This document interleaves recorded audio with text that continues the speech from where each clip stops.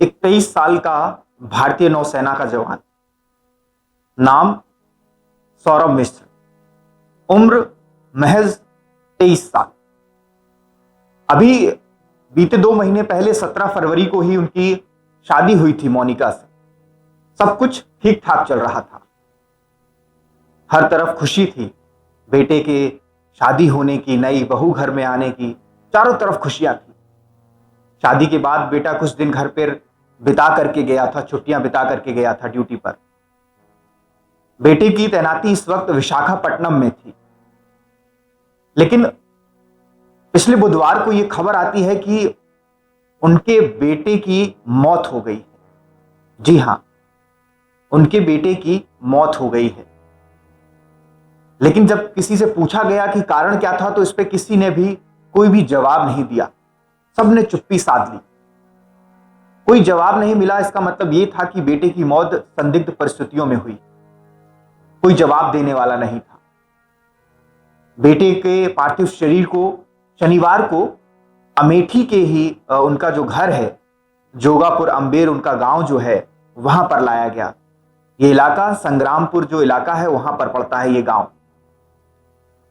आपको बता दूं, एक परिवार में क्या माहौल होगा ये आप कल्पना भी नहीं कर सकते हैं कि जिनका बेटा अभी कुछ दिन पहले ही, जिसकी शादी हुई थी, जिसकी नई नवेली दुल्हन अभी जिसकी मेहंदी तक हाथ की नहीं छूटी थी, वो घर में थी और उसकी मौत की खबर आती है, और वो भी संदिग्ध परिस्थितियों में।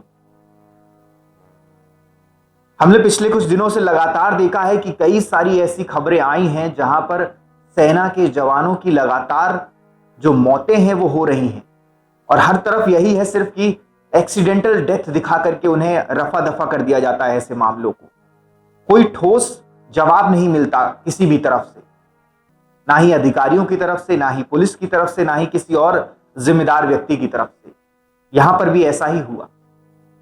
शनिवार को जब जो जवान थे शहीद सौरभ मिश्र, जब उनके पार्थिव शरीर को उनके घर लाया गया, तो उनके घर पर अंतिम दर्शन किए गए। सभी जो लोग थे वो उमड़ पड़े अंतिम दर्शन के लिए। फिर उन्हें वहां से प्रयागराज ले जाया गया अंतिम विदाई, उनका अंतिम संस्कार करने के लिए, जहां उन्हें गार्ड ऑफ ऑनर के साथ, पूरे सैन्य सम्मान के साथ अंतिम विदाई दी गई। लेकिन बहुत सारे सवाल सौरभ अपने पीछे छोड़ गए, बहुत सारे अनसुलझे रहस्य हैं वो छोड़ गए कि आखिर सौरभ को हुआ क्या। जिस लड़के की शादी अभी कुछ दिन पहले हुई थी, इतना खुश था, अब पूरी जिंदगी जो थी उनकी, अभी पूरी आगे आने वाली पूरी लाइफ पड़ी हुई थी उनके आगे, और अचानक से उनकी मौत हो जाती है। अधिकारियों की चुप्पी तो थी ही, साथ ही साथ परिवार वाले भी चुप थे। जब बहुत सब्र का बांध टूट गया, तो सिर्फ पिता ने इतना बोला कि बेटे की मौत हो गई। इसके बाद वो कुछ नहीं बोल पाए। परिवार के बाकी लोग तो मान लीजिए बिल्कुल ही बदहवास हो गए ये खबर सुन के, बार बार रो रो कर बेहोश हो रहे हैं, और ऐसी हालत में उनका जवाब दे पाना भी ठीक नहीं है। लेकिन अधिकारियों ने भी इस पर कोई भी सीधे तौर पर कोई भी जवाब, आधिकारिक तौर पर कोई भी जवाब नहीं दिया। आखिर ऐसा कब तक चलता रहेगा? कब तक उनके परिवार को इस चीज से भी वंचित रखा जाएगा कि उनके बेटे की मौत आखिर हुई कैसे? कम से कम उन्हें पता तो होना चाहिए ये कि उनके बेटे की मौत कैसे हुई, किस कारण से हुई। क्या वो बीमार थे? क्या वो तनाव में थे? क्या कोई बात और हुई थी? किस कारण? और उम्र आप देखिए, महज 23 साल। हालात देखिए, कुछ भी जो है सामान्य नहीं है। 23 साल की उम्र का एक लड़का, जिसकी अभी 2 महीने पहले शादी हुई है, सब कुछ खुशी खुशी यहां से जाता है और वहां पर जाकर के उसकी मौत हो जाती है। आप खुद सोचिए, ये कहीं ना कहीं संदेह पैदा करती है, कहीं ना कहीं सवाल या निशान खड़े करती है कि आखिर हमारे जवान जो हैं उनके साथ क्या हो रहा है। हमारे जो सैनिक हैं, जो हमारी सुरक्षा करते हैं, उनके साथ वो क्यों नहीं इस वक्त सुरक्षित? कुछ मीडिया रिपोर्ट्स में आपको बता दूं कि कुछ मीडिया रिपोर्ट्स में यह भी कहा गया है कि सौरभ की जो है वो एक्सीडेंट में, रोड एक्सीडेंट में मौत हो गई है। लेकिन अगर ऐसा है, सौरभ की रोड एक्सीडेंट में मौत हो गई थी, तो ये बात पहले क्यों नहीं बताई गई? ये बात शनिवार को क्यों नहीं पता चली? ये बात उसी दिन क्यों नहीं अधिकारियों ने बताई जिस दिन उनको कॉल किया गया था कि उनके ऐसे उनके बेटे की जो है वो निधन हो गया उनके बेटे का? ये बात पहले क्यों नहीं बताई गई? और ये भी किसी आधिकारिक पुष्टि नहीं है, ये सिर्फ एक मीडिया रिपोर्ट है जो कहीं अपने सूत्रों से पता चली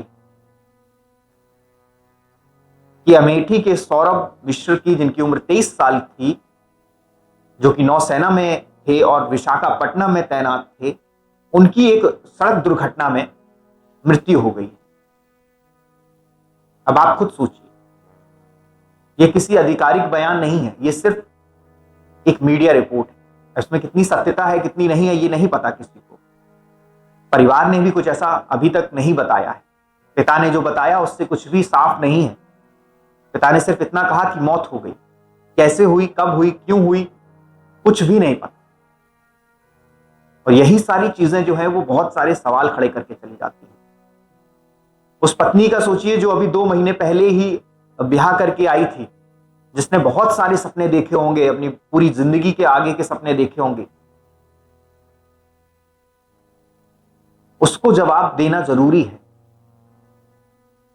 कि उसके जो पति थे उनकी मौत कैसे हुई, क्योंकि अब सबसे बड़ा संघर्ष जो है वो वही जो उनकी पत्नी है मोनिका, उन्हीं को करना है आने वाली जिंदगी में।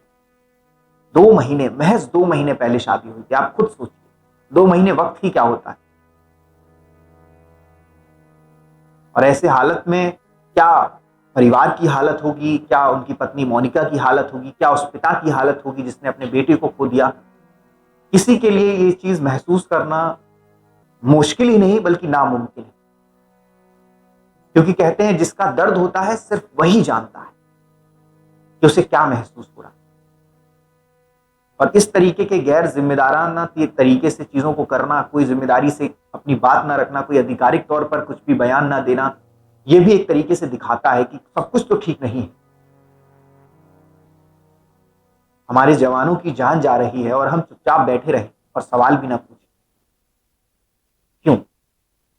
आप मुझे जरूर सोच के बताइएगा। जय हिंद, जय भारत।